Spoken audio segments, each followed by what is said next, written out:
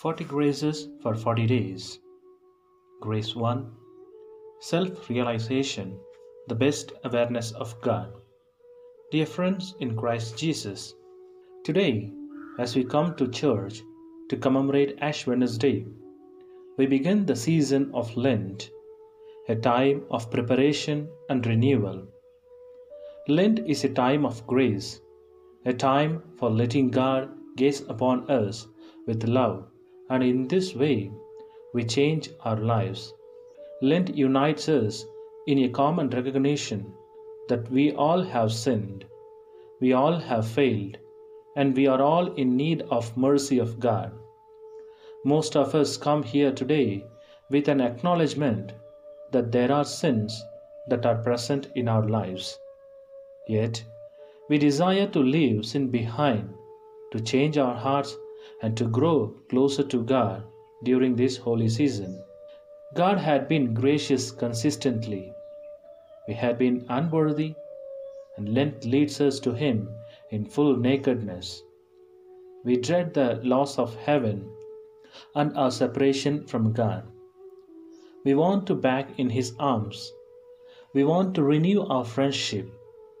We do this with all our heart, our mind, strength, and soul.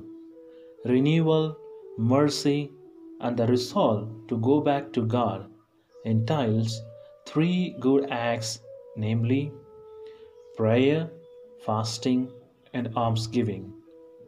Prayer gives us direction and clarity of mission. When we kneel before the Lord, we allow ourselves to be open to God's commands and wills. We report to Him, ready to do anything He will ask us to do. At the same time, it is a moment of being graced with the strength of the divine. The task of Christian is hard.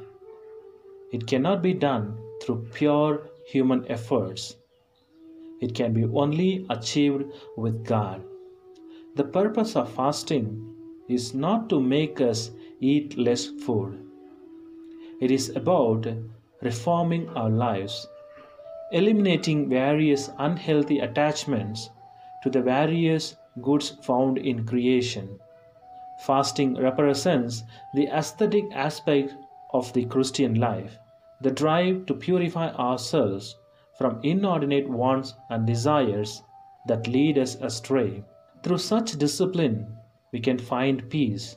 We slowly learn how to overcome various addictions which we have allowed to take control of our lives.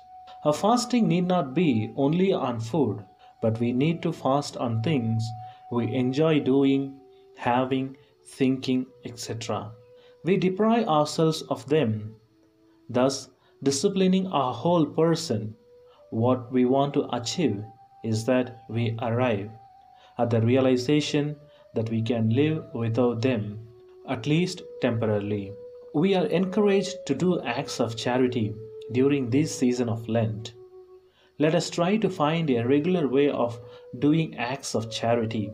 Dear friends, charity does not mean that we have to help people materially. Rather, through our moral support, pleasant gestures, forgiveness, patience, understanding, etc. Anything that will make this world a better place because a certain goodness is done is enough.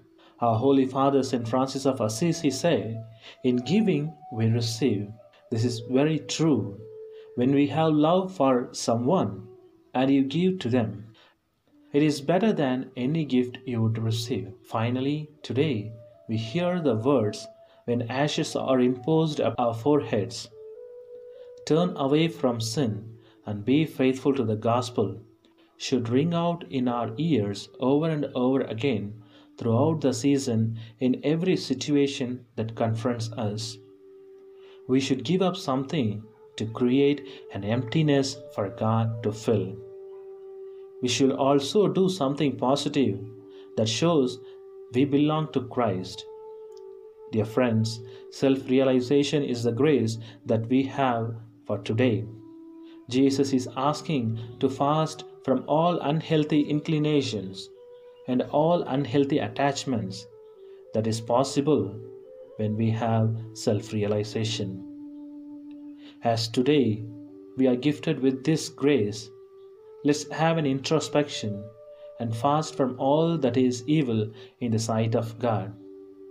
Sanctify yourself, and you will sanctify the society, says St. Francis of Assisi. Have a graceful day, dear friends.